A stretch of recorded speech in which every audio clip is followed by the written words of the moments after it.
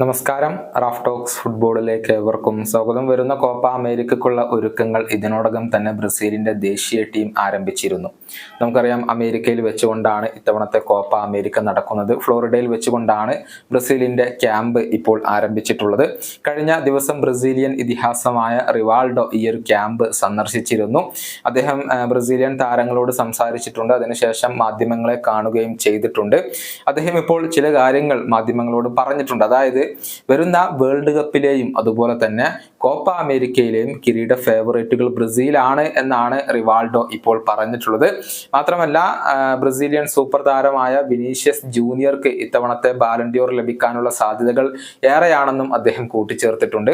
റിവാൾഡോയുടെ വാക്കുകൾ ഇങ്ങനെയാണ്: ഉത്തരവാദിത്തങ്ങൾ പങ്കിടുന്ന താരങ്ങളാണ് നമുക്കിപ്പോൾ ഉള്ളത്.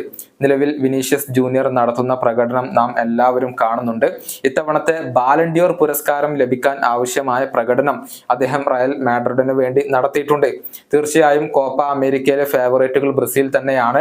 ഡൊറിവാൾ ജൂനിയർ തിരഞ്ഞെടുത്ത ഈ താരങ്ങളിൽ എനിക്ക് വലിയ കോൺഫിഡൻസ് ഉണ്ട്. ബ്രസീൽ എപ്പോഴും ഫേവറേറ്റുകളാണ്, കാരണം എപ്പോഴും മികച്ച താരങ്ങൾ ഉള്ളവരാണ് ബ്രസീൽ.